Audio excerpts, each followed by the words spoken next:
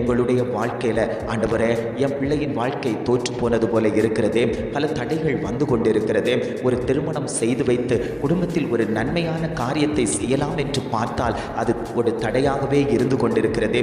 அநேக வரன்களை பார்த்து விட்டேன், ஆனாலும் ஜெயம் கொள்ள விடாதபடிக்கு சத்ருவானவன் மதில்களை கட்டி வைத்திருக்கிறானே.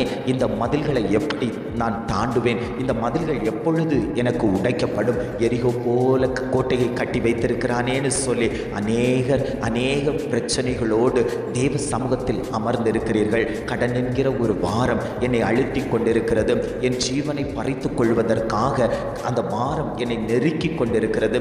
இதிலிருந்து நான் விடுதலை பெற்றுக்கொள்ள முடியாது, இதிலிருந்து நான் ஜெயத்தை பெற்றுக்கொள்ள முடியாது. சத்துருக்கள் என் வீட்டின் முன்பாக வந்து நின்று கொண்டிருக்கிறார்கள். காலையில் எழும்பின உடனே சத்துருக்களுடைய வார்த்தைகளை கேட்க வேண்டியதாக இருக்கிறது. அதை கேட்டவுடன் என்னால் ஜெபிக்க முடியவில்லை, தேவ சமூகத்தில் இருந்து கொடுக்க முடியவில்லை. நான் அழுகையும் கண்ணீருமாய் என் வாழ்க்கையை நடத்தி கொண்டிருக்கிறேன் என்று அழுது கொண்டிருக்கக்கூடிய அநேக குடும்பங்கள் உண்டு.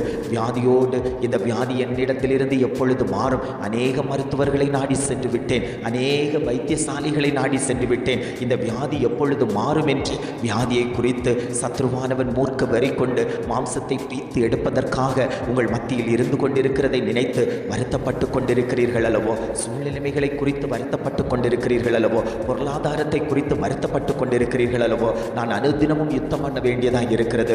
எனக்காக போராடுவதற்கு, என் கையின் பிரயாசத்தை வர்த்திக்க பண்ணுவதற்கு யார் என்னோடு கூட இருக்கிறார் என்று பல கேள்விகளை தொடுத்து தேவ சமூகத்தில் கண்ணீர் வடித்துக் கொண்ட சகோதரியே, சகோதரனே, உன்னை பார்த்துத்தான் ஆண்டவர் சொல்லுகிறார், உன்னை நான் விட்டு விடுவதற்கல்ல சிருஷ்டித்தது, உன்னை மேன்மைப்படுத்துவதற்காக நான் உன் குடும்பத்தில் இருக்கிறேன். யுத்ததாரியாய் நான் குடும்பத்தில் இருக்கிறேன். உன் குடும்பத்தில் இருக்கக்கூடிய சத்துருக்களை அழித்து அதம் பண்ணுவதற்கு, உன் குடும்பத்தில் வெற்றி கொடியை நாட்டுவதற்கு நான் இன்றைக்கும் சித்தமுள்ள தகப்பனாய் உன் மத்தியில் உலாவிக் கொண்டிருக்கிறேன்.